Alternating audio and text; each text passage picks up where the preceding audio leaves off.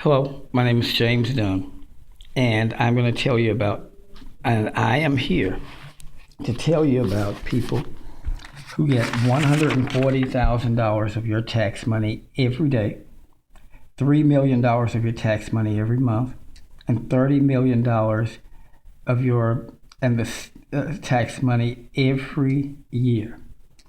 And the state allows these state test cheaters and murderers and abusers of the elderly to collect your tax money and do all kinds of bad things to them. Thanks to State Senator Royce West. Now listen, this is very important. People, these are crimes against you because $140,000 a day is your tax money used by these people to commit these crimes. Let me tell you about the people.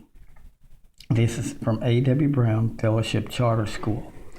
Please bear with me. I'm not a videographer, but this is something that you need to hear. The family of the Reverend A.W. Brown conspired to murder my mother in order to steal her estate.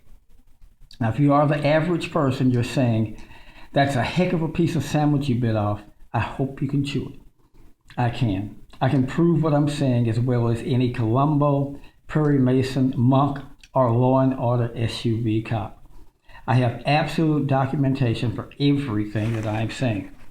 I'm a University of Texas graduate with degrees in both English and sociology.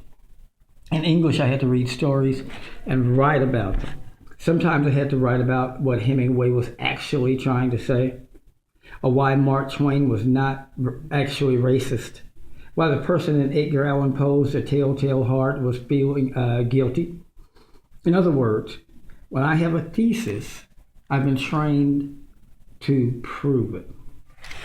When I state a thesis, I know how to prove it.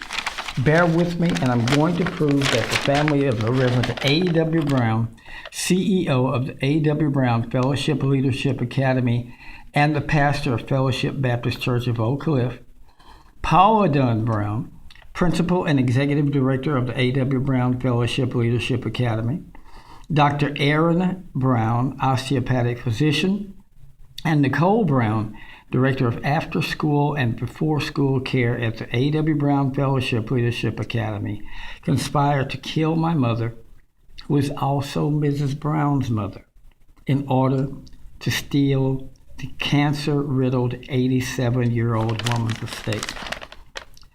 Now, I can't do this quickly, but I want you to watch each of the Justice for Pauline videos that I direct you to. I'm going to go through these 3 steps. 1, I'm going to discuss how they killed my mother to steal her estate. 2, I'm going to show you my mother's real last will and testament and her fraudulent last will and testament filed by attorney Lorenzo Brown after my mother had been denied medication at my sister's home. And that medication was for terminal cancer. I'm going to show how Mrs. Brown ruined my career after and because I discovered that A.W. Brown was cheating on state tests. And to sum it up, I'm going to discuss what we can do to get justice for you, the taxpayer, my mother, and the children who they pretend to educate, who are leaving elementary school without the education that they need. Okay, number 1, I'm about to tell you how these people who get $140,000 of your tax money every day, killed an 87-year-old cancer-riddled woman for her money. Listen carefully. You may notice that I'm no videographer, like I said, and this is not going to be the best made video that you've ever seen. Now, let me tell you about my mother. My mother was still spry at the age of 87, and she worked 5 days per week at the front as a front desk receptionist at A.W. Brown. She had colon cancer removed in March of 2007.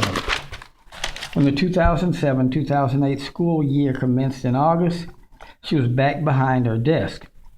In mid-April 2008, she was diagnosed with terminal cancer. The cancer that she had first had in 2007 had returned, and it was angry. After she had gone into the hospital one day in mid-April, she never returned to the school. I was teaching fourth grade language arts at the school. Early in the school year, after years of demeaning treatment by school administrators, following my discovery in 2003 that the school personnel systematically cheated on state tests with administrative approval, I decided to leave at the end of the year. After my mother called me one Thursday from the hospital and revealed the extent of her illness, combined with the pressure at school, my mind could not take continuing for the rest of the school year.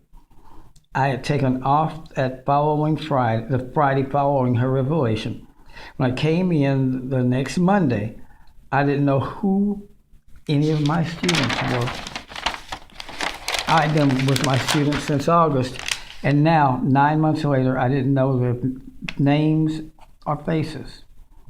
I would never teach again. Okay, I have to stop here because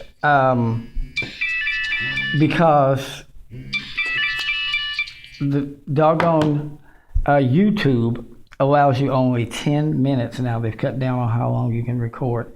I'm going to pick up at Justice for Pauline number 2, and I ask that you do so also.